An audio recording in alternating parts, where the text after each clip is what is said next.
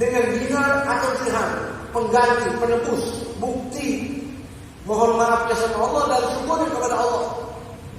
Berbuat dosa masih dikasih nikmat oleh Allah Ta'ala. Coba kita berpikir, makanan kita enak, ibadah kita bukan tambah banyak.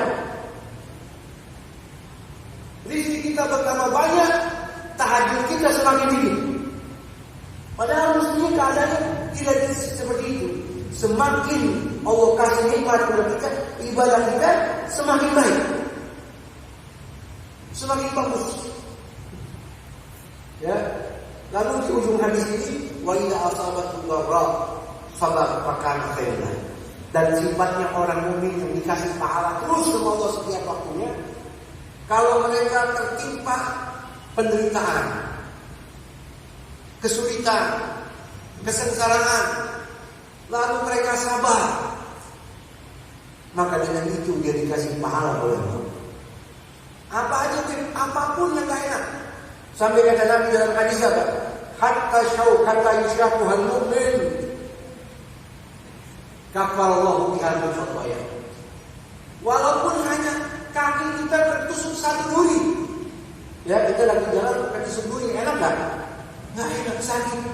Dengan itu saja kita sabar, Allah kasih pahala. Jadi penebus dosa kita. Subhanallah. Ada dalam hadis riwayat Imam Bukhari Muslim, ma yusibul mu'min min nasabin wala wasabin wala hammin wala hazanin wala adha wala ghammin hatta syaukata yushakuha illa kafarallahu biha min khataya. Catat baik-baik kata Nabi, tidaklah tertimpa kepada orang muslim menimpa akan dirinya nasab, capek. Ente kerja gojek dari pagi sampai sore, capek nggak? Capek. Mikul barang, mencari nafkah. Kecapean itu penebus dosa kita. Nasabi, wala wasab, atau sakit, menggigil, demam. Ada pahala? Ada pahala. Selagi dia sabar. Makanya Nabi pernah bilang, jangan kau cela orang yang demam. Orang yang demam, badannya panas, jangan kau hardik, jangan kau cela dia. Kenapa? Karena dia sedang diampuni dosanya sama Allah. Yang ketiga, kahumul hadis seperti besi kau bilas memuncrat, percikannya dia sedang dibersihkan daripada kotoran dosa. Ma'min nasab, wala wasab, wala hammin, sumpah. Sumpah itu penebus dosa. Hazanin, sedih. Ada gangguan orang, rombin, penderitaan, kelaparan, ya, sampai duri dan terus ke bawah kakinya, itu menjadi penebus akan dosa-dosanya. Ini khusus hamba-hamba Allah yang beriman. Allahumma ja'alna minhum. Yang setiap waktu dikasih pahala sama Allah. Terkadang seseorang, catat baik-baik, seseorang bisa mencapai kedudukan yang tinggi di dunia. Lalu di hari kiamat kedudukannya lebih tinggi lagi di dalam surga. Bukan karena maaf, qiyamul lail, bukan karena bacaan Quran, bukan karena sedekahnya, bukan. Tapi apa? Karena hidupnya ujian terus, diuji terus. Dan perlu kita ketahui, ujian itu dikasih sama Allah. Allah gak pilih, oh kalau dia sholat gak diuji. Enggak, ujian itu ditebak. Siapa aja, orang soleh gak soleh, dikasih ujian sama Allah. Selagi di dunia. Yang gak boleh seseorang rusak, gak menerima ujian itu yang hilang. Semua diuji. Yubtala rajul ala qadri dini. Dalam riwayat, seorang itu diuji sama Allah tergantung kadar agamanya, ibadahnya. Fa in kana ala dini salabatan, kalau agamanya bagus, ibadahnya kuat, agamanya kuat, saddada alaih, semakin berat ujiannya. Wa in kana khaffafa fi dini, wa in kana ghairu salabah, kama qala Rasulullah, khaffafa anhu. Tapi kalau agamanya sedikit, ibadahnya sedikit, bukan ahli mujahadah, ujiannya juga enteng. Makanya disebut apa? Asyadun nasi bala'an al-anbiya fal-amthal fal-amthal. Orang yang paling berat ujiannya Nabi. Setelah Nabi, para wali. Setelah wali, orang-orang soleh. Diuji terus. Tujuannya apa? Supaya kedudukannya tinggi. Meninggal dunia nggak punya dosa. Amin. Itulah orang mukmin. Mudah-mudahan iman ini kita bawa sampai kita menghadap Allah Subhanahu wa ta'ala. Hadis selanjutnya. Wa an Anas radhiyallahu anhu qala lamma taqala an-nabiy sallallahu alaihi wasallam ja'ala yatashahu al-qarb. Faqalat Fatimah radhiyallahu anha wa karba abata. Faqala laysa 'ala abika karbun ba'da al-yawm. Falamma mata qalat ya abata ajaba rabban la'an ya abata jannatul firdausi ma'wa ya abata ila jibril nan'an. Falamma dufina qalat Fatimah radhiyallahu anhu atabat anfusukum an tahtu ala Rasulillah sallallahu alaihi wasallam at-turaba. Rawahu Bukhari. Hadis riwayat dari Anas bin Malik. Semoga Allah meridainya dan kita menemukan barakahnya. Beliau berkata, qala lamma thaqula, ketika Nabi sallallahu alaihi wasallam sakit dan merasa payah, Fatimah radhiyallahu anhu berkata, aduh susahnya ayah. Nabi sallallahu alaihi wasallam menjawab, tidak ada kesusahan atas ayahmu setelah hari ini. Ketika Nabi sallallahu alaihi wasallam wafat, Fatimah berkata, wahai ayahku, dia telah memenuhi panggilan Tuhannya. Duhai ayahku, surga Firdaus adalah tempatnya.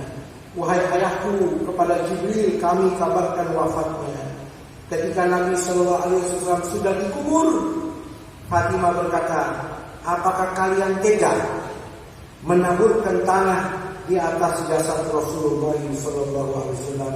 Hadis riwayat Imam Bukhari. Ya, hadis ini sedih sekali berkaitan sama bab sabar. Ini hadis dari Sayyidina Anas.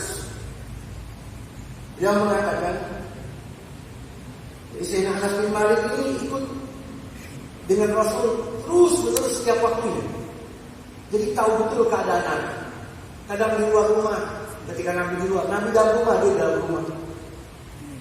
Lalu pada satu hari dia melihat lamma taqala Nabi sallallahu alaihi wasallam, ketika sakitnya Nabi semakin berat.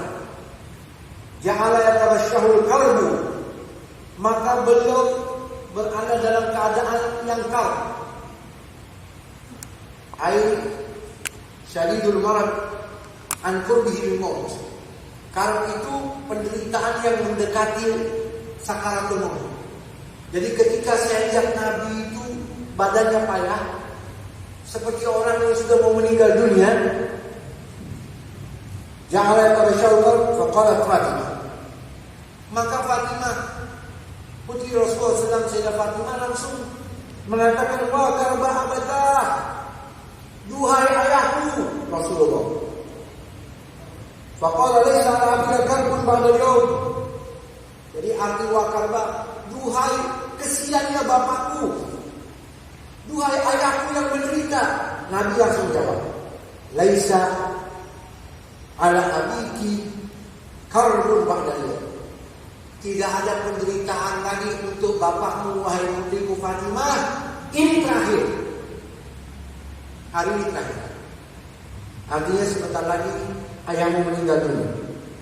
Kalau mama dalam meninggal, qolat, berkatalah Fatimah, ya abata, wahai ayahku, duhai ayahku, ajab rabbanah, duhai ayahku yang telah menjawab panggilan Tuhannya. Ya abata, jannatul firdaus ma'wa, duhai ayahku, yang surga Firdaus tempatmu. Ya abata, ila Jibril nan'ah, duhai ayahku yang wafat, aku akan kabarkan berita kematianmu kepada malaikat Jibril. Pada manusia setelah selesai dikubur, halat Fatimah, berkatalah Fatimah, atabat anfusukum, tega-teganya kalian, antahku ala Rasulullah sallallahu alaihi wasallam, tega-teganya kalian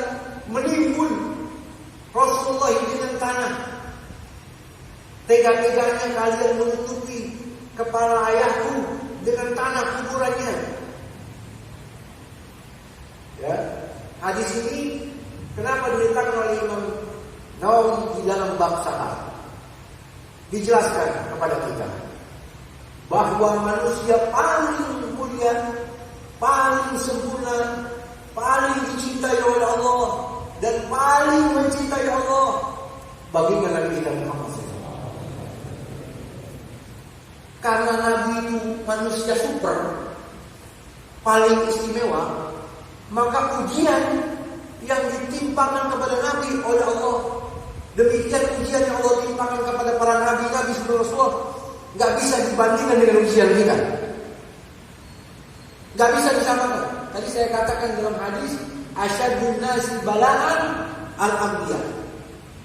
Ujian cobaan paling berat yang Allah timpakan kepada bangsa manusia, ya kepada nabi, para nabi-nabi. Ujiannya top, nggak bisa ditandingi oleh manusia biasa. Demikian pun sampai keadaan sakaratul mautnya juga luar biasa. Dulu waktu Rasul masih hidup, demam, sahabat tanya, innaka tukak ya Rasul, kamu demam ya Rasul? Qala inni u'aku kama yu'aku rajulani minkum. Saya ini demam, sakitnya saya double, 2 kali lipat dari kalian-kalian. Sakitnya saya beda sama sakit kalian. Jadi sakitnya Nabi beda sama sakitnya kita. Demamnya Nabi beda sama demamnya kita. Laparnya Nabi beda sama laparnya kita. Sallallahu alaihi wasallam. Jadi ujian itu bukan berarti hanya pendosa aja diuji, enggak.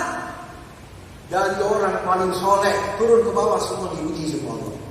Supaya apa? Tadi saya bilang, supaya bersih dari dosa. Oh, dia Nabi nggak punya dosa, supaya semakin tinggi kedudukannya di sisi Allah Subhanahu wa taala. Ya. Lalu Rasulullah SAW ketika mendengar Sayyidatuna Fatimah putrinya, siapa ini Fatimah? Ya, kita kalau bahas soal Sayyidah Fatimah ini waktunya nggak cukup, cuma sedikit aja.